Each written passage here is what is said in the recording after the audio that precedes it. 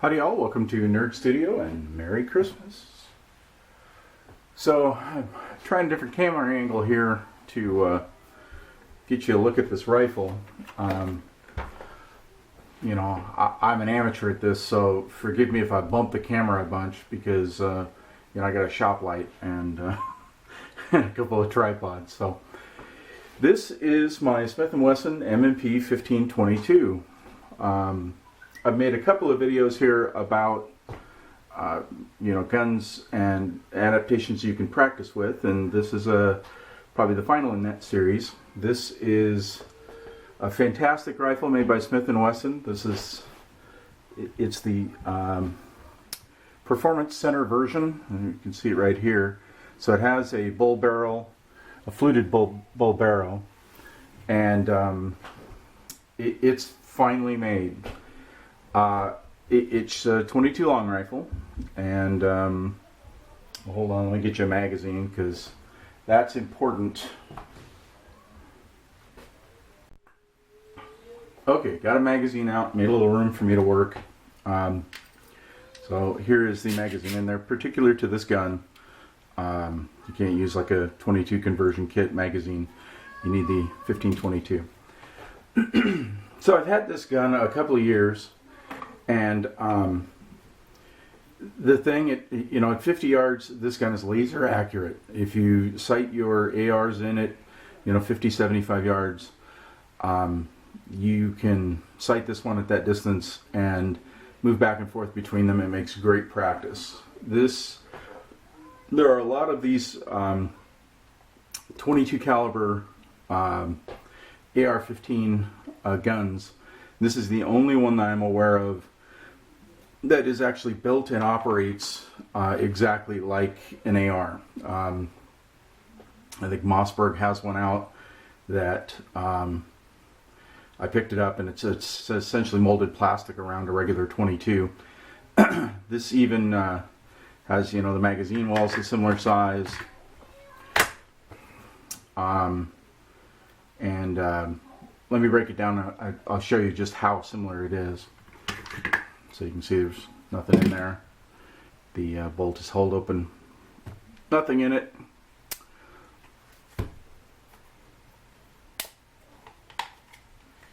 That helps.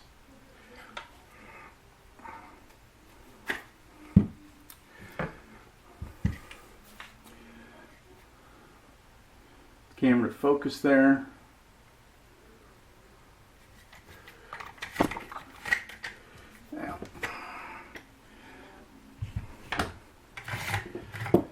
So you can see the bolt is very reminiscent of your standard AR-15 M16 bolt carrier. You know, being a 22, it's blowback design, so you'll notice, you know, no buffer. Everything operates off this spring on the bolt carrier, but they did a really great job of simulating your AR platform. This is plastic, which is a little weird, but you know, it's a 22. It doesn't need all the tolerances that that a 223-556 rifle would. The upper is a polymer. The lower is also a polymer, but it, look, feels, breaks down. It's a great, all in all, a great practice gun for your AR. And it's it has all the fun of shooting a 22, and it's really, really accurate with this bull barrel. So basically 50 yards with a red dot sight, I can sit pointed at a target, and pretty much wherever I put that dot, I can put a hole. I mean, it's really that well done. So let me put it back together here. And they didn't scrimp on the gear on it either. Oops, I guess I got that pin down a little. It's a little awkward trying to make sure I get it in the frame of the camera. So it has a Viltor stock on it.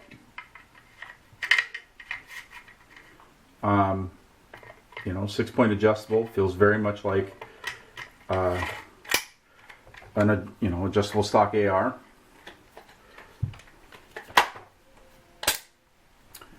So you can see matches, kind of similar in length.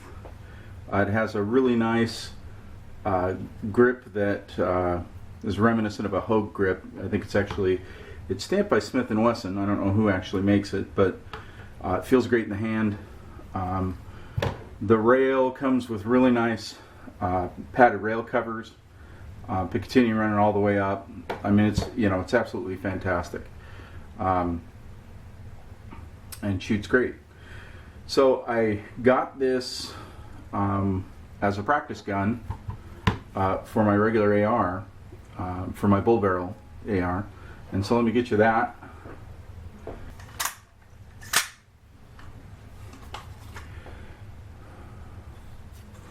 Empty.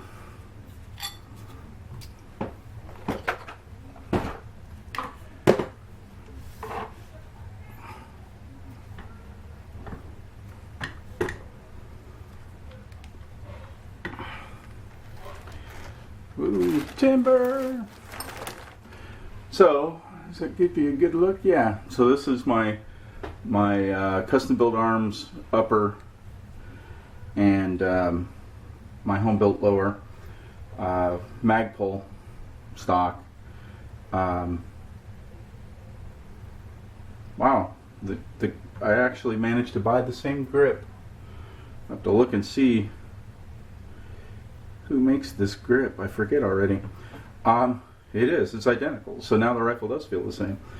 I put similar optics on it. So on my AR, I have this is a Wheeler 1-4x24 red dot scope. They're real nice for short range, which is 100 yards is about what you're doing with a 16-inch AR. I can shoot it out to 200, but 100 is about where I'm at with it. And so this was a little less expensive optic on the 22, but it works the same way. It's made by Millet. It's 1-4x24, and there's nothing wrong with it. It's a fine optic in that range. And I had somebody ask when they saw the video on the custom built arms and said it looked like I had the scope on backward. Well, you can see that's how these scopes work. The big end is back towards your eye. It is very odd when you mount it. It takes you a little bit to kind of get used to the fact that you feel like you're looking through the wrong end, but that is how it works. So anyway, you can see in size and in comparison, they are very similar.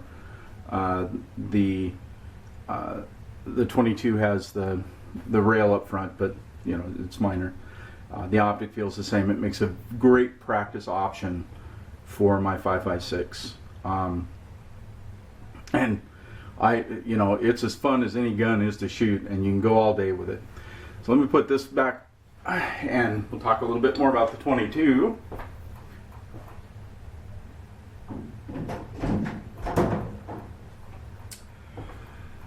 So I did have, in this this millet scope, the one terrible thing about it are these covers, and you can replace them. They were real cheap, and they don't fit real tight on here. So, you know, I just need to put some different covers on it. Anyway, I had this is the first generation of these. I think they have a second generation out now. I had some trouble with it having out of battery detonations. It happened twice, and on the second time, it blew parts off the bolt, and they get pulled. The ejector here, I believe that's the ejector, blew that out. There were just pieces missing. So, and so, you know, the first time I went, interesting, and I looked at the case, and the case was exploded at the base.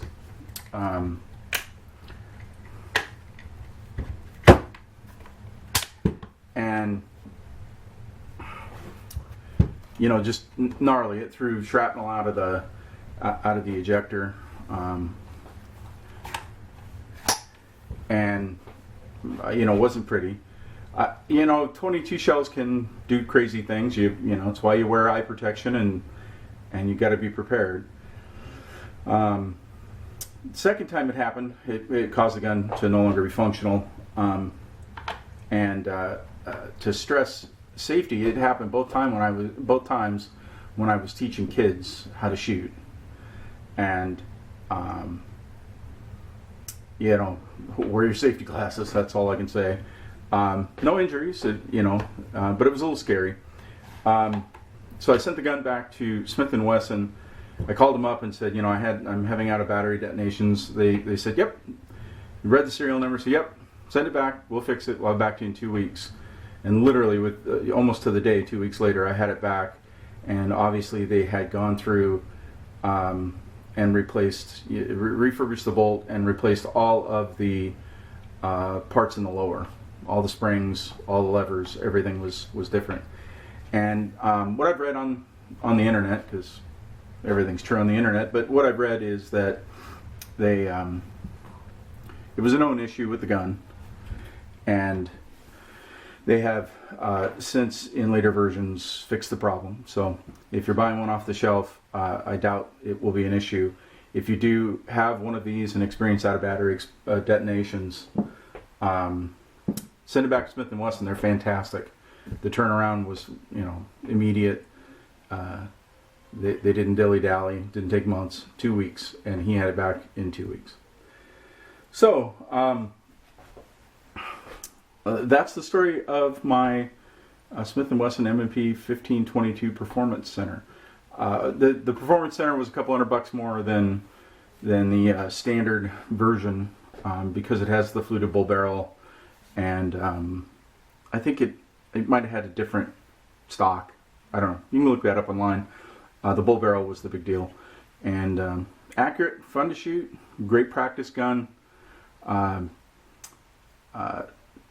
You know, looks and feels just like an AR-15, a little lighter.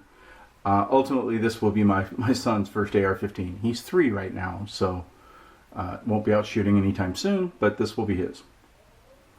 Hope you enjoyed the video. Click subscribe. That always helps me, and we'll see you next time.